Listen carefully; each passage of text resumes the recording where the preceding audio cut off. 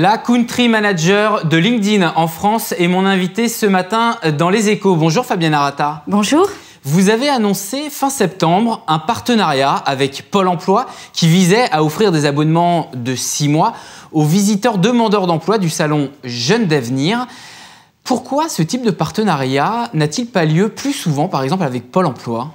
Alors, nous avons depuis longtemps une connivence de missions entre Pôle emploi et LinkedIn, puisque nos missions respectives consistent à travailler au développement professionnel, côté Pôle emploi des demandeurs d'emploi, et en ce qui concerne LinkedIn, sur l'ensemble des professionnels en France et dans le monde.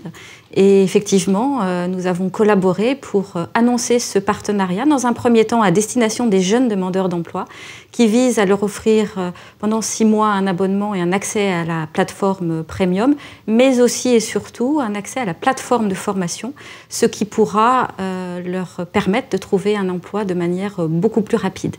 Ce partenariat est l'une des premières briques, nous l'espérons, d'une collaboration avec Pôle emploi. Donc c'est-à-dire qu'a priori, vous pourriez peut-être travailler à l'avenir, ou en tout cas, l'espérez-vous, travailler avec Pôle emploi sur de prochains projets, parce qu'après tout, peut-être ont-ils les données, et vous avez les solutions. Ça pourrait marcher comme ça, Fabienne Arata ? Alors ça pourrait tout à fait marcher, puisque et Pôle emploi et nous-mêmes avons une stratégie de mise à disposition de nos données, tant à disposition des entreprises d'une part que des pouvoirs publics d'autre part, pour pouvoir toujours mieux orienter les politiques d'emploi et de formation. Et puis au mois de novembre, donc dans quelques semaines, nous allons à nouveau collaborer avec Pôle emploi lors d'un salon Nouvelle Vie professionnelle. Et cette fois-ci, nous nous adresserons aux personnes qui sont en reconversion professionnelle pour également leur permettre de trouver un nouvel emploi et de se former sur leur nouveau sujet. Aujourd'hui, en ce qui concerne par exemple les données dont tout le monde nous parle, Pôle emploi est-il relativement ouvert ou y a-t-il de la rétention et appelez-vous les pouvoirs publics à aller plus loin pour faire des partenariats, des passerelles avec le monde du numérique, des startups ou des acteurs géants comme vous, LinkedIn ?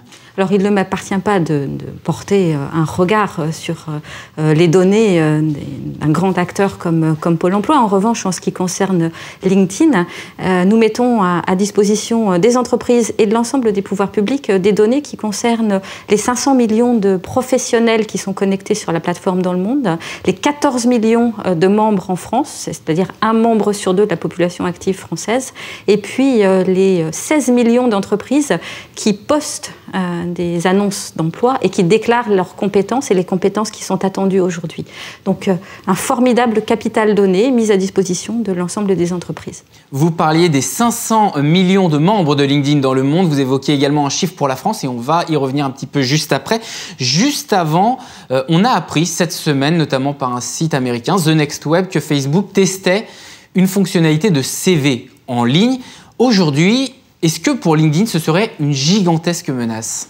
Alors, chez LinkedIn, nous avons pour habitude, depuis la création de LinkedIn, et c'est ce qui a fait notre croissance et notre développement, de rester toujours extrêmement concentrés sur nos innovations et la valeur que nous apportons aux membres et aux entreprises avec lesquelles nous travaillons. Et nous ne portons jamais de regard sur les développements des autres acteurs du marché. Alors, vous restez particulièrement focusé, comme on dit dans le milieu numérique, sur votre plateforme, sur vos outils.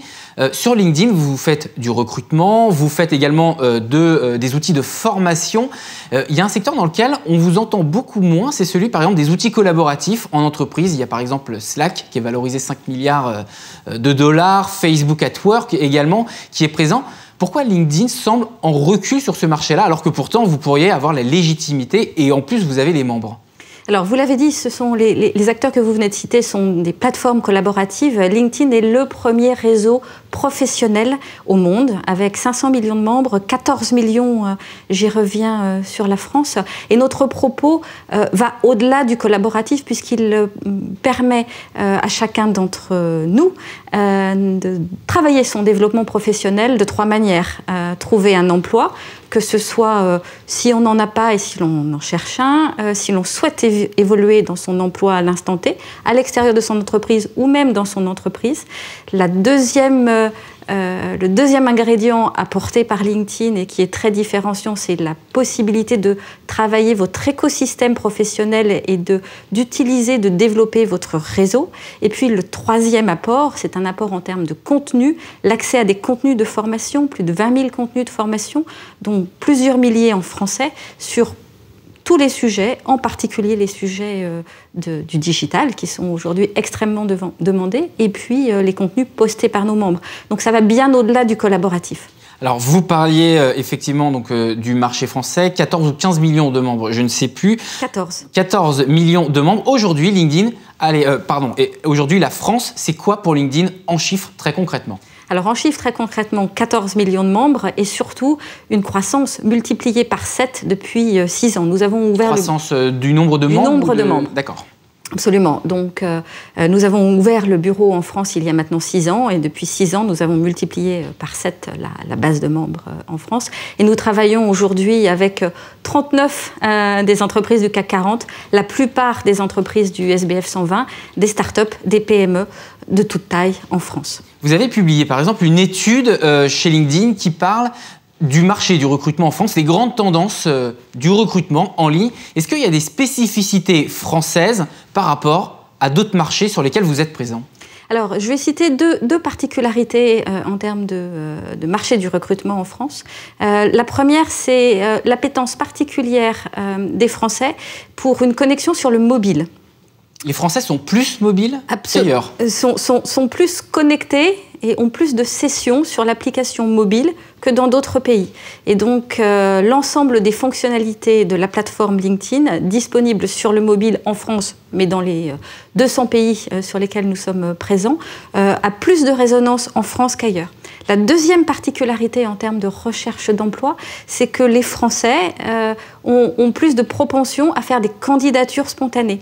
Ce qui a un intérêt immédiat pour les entreprises avec lesquelles nous travaillons, c'est que nous leur permettons de rentrer en contact directement avec les candidats qui vont suivre leur entreprise sur leur page et qui vont suivre leur campagne.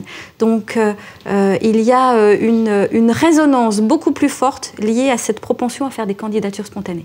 Allez, toute dernière question pour terminer cette interview sur ce marché français. Il y a donc quelques spécificités que vous venez de nous décrire. On entend souvent que parfois des entreprises américaines sont obligées de s'adapter au marché français. Et par exemple, vous, qu'avez-vous fait en France ? Y a-t-il un outil, une feature, comme on dit dans le milieu, que vous avez développé en France et qui n'est pas forcément présente dans d'autres pays ? Alors, les deux adaptations présentes en France, la première, c'est que nous avons ouvert il y a maintenant 18 mois la plateforme de publication en français, avec des contenus éditoriaux très particuliers et adaptés au centre d'intérêt français et à l'évolution macroéconomique française. Donc ça, c'est la première particularité. Et puis la seconde, nous avons annoncé il y a maintenant 3 semaines une offre à destination des PME et des startups qui leur permet de cibler leur recrutement de manière extrêmement flexible. Donc voilà 2 particularités. Merci Fabienne Arata d'avoir été avec nous ce matin dans Les Échos. Je rappelle, Country Manager de LinkedIn en France.